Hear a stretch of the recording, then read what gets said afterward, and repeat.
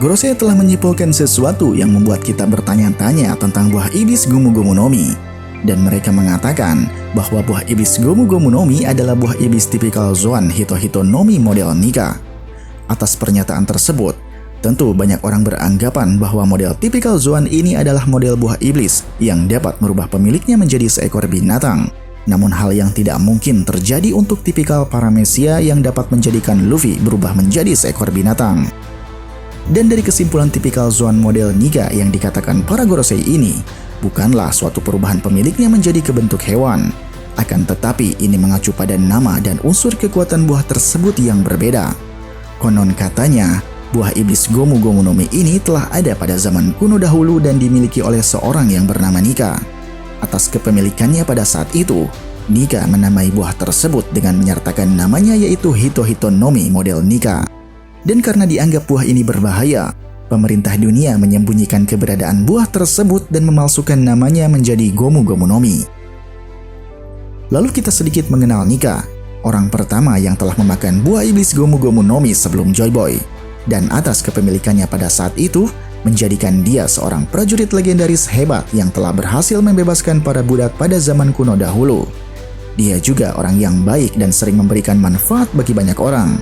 Atas kebaikan yang telah dilakukannya ini, Nika pun telah dianggap sebagai dewa matahari oleh orang-orang dan para penduduk di sana. Ketika mengenal tentang Nika dan dewa matahari, kemungkinan ini mengacu pada buah iblis Gomu Gomu no Mi yang seperti kekuatan matahari pada saat itu. Sehingga setelah kepergiannya, membuat orang-orang di sana menjadikan Nika sebagai sebuah keyakinan mereka untuk disembah. Mereka pun percaya bahwa dengan menyembah Nika, dia akan memberikan sebuah cahaya untuk melepaskan penderitaan umat manusia. Dan sebagai simbol Nika, orang-orang pada masa ke masa menjadikan matahari sebagai dewa mereka. Kita mengacu pada chapter 1018 atas keterlibatan Wushu terhadap buah Gomu Gomu no Mi. Wushu juga pernah mengatakan sosok Nika kepada Jinbei sebelum dia melakukan pertarungan. Dan di sana dia menceritakan bahwa orang-orang pada zaman kuno dahulu telah berdoa untuk kedatangan Nika kembali agar dapat membebaskan penderitaan mereka. Tentu memang benar, ternyata sosok Nika itu telah kembali dan ada pada diri Luffy yang akan membebaskan penderitaan negeri Wano saat ini. Kedatangan sosok Nika saat ini bukanlah tentang wujudnya yang datang, akan tetapi melainkan kekuatannya yang telah kembali dan datang pada diri Luffy.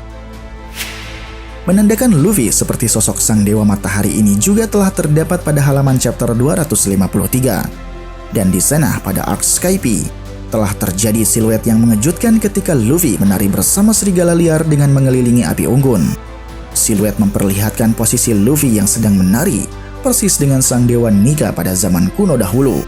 Kemudian adegan serupa juga terjadi pada chapter 300 selama pesta antara penduduk Skype dan Sandian. Adegan-adegan tersebut seolah sengaja terjadi dan menjawab pertanyaan-pertanyaan kita selama ini, bahwa memang Luffy merupakan sang dewa. Lalu mengenai wujud kekuatan Nika yang memiliki kekuatan seperti matahari, memang tak masuk akal jika kekuatan tersebut berada pada sosok karet buah iblis Gomu Gomu no Mi. Namun kita juga tak bisa membantahnya setelah melihat Luffy pun dapat melakukan tinju Red Hawk yang dapat mengeluarkan semburan api. Kemungkinan buah iblis Gomu Gomu no Mi ini begitu spesial dan memiliki beberapa banyak unsur elemen kekuatan di dalamnya.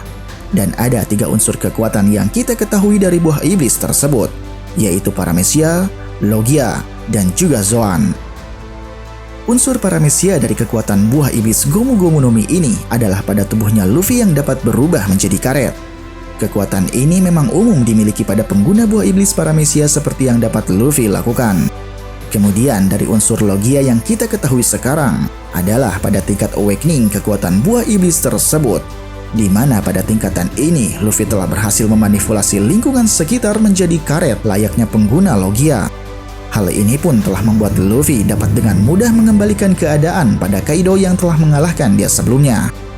Lalu yang terakhir unsur Zoan yang telah dibicarakan oleh para Gorosei. Unsur kekuatan ini memang ada pada diri Luffy sebelum dia mencapai awakening. Beberapa contohnya adalah jurus-jurus atau teknik yang kerap dia gunakan dengan menamai unsur Zoan di dalamnya, seperti King Kong Gun, Snake Man, Elephant Gun, dan lain sebagainya. Memang ada beberapa nama teknik yang lain seperti Jet Culverin, Tankman, Pistol, dan lain-lain. Unsur nama-nama teknik tersebut lebih kepada unsur paramesia dengan melihat bentuk-bentuknya pada benda mati. Buah iblis Gomu Gomu no Mi ini sangat begitu spesial dan memiliki banyak unsur kekuatan di dalamnya. Atas kepemilikan di zaman kuno, Nika telah berhasil membangkitkan dan memiliki kekuatan tersebut sehingga menjadikan dirinya layak seperti dewa. Dan orang-orang yang menganggap Nika sebagai dewa pada saat itu adalah karena kekuatan yang dimilikinya dia gunakan untuk membantu dan menyelamatkan banyak orang. Ini juga terjadi pada Joy Boy, orang kedua yang telah memakan buah iblis Gomu Gomu no Mi ini. Dia juga merupakan orang yang sama seperti Nika yang telah banyak membantu orang dalam hidupnya. Kemudian pada era saat ini, kekuatan Nika pada zaman dulu telah ada pada orang yang tepat. Dan orang ini juga memiliki sikap yang sama seperti pemilik buah iblis Gomu Gomu no Mi sebelumnya. Mungkinkah Luffy memang ditakdirkan memiliki buah tersebut? Karena pada dasarnya, dia memiliki jiwa yang baik sama seperti dewa. Ataukah memang benar dia juga memiliki keturunan dari seorang dewa tersebut? Kita pun tidak mengetahuinya secara pasti. Namun setelah melihat garis keturunan Klandi pada dirinya, ini seolah ada sangkut pautnya dengan garis keturunan klan tersebut berawal dari Nika dan Joy Boy.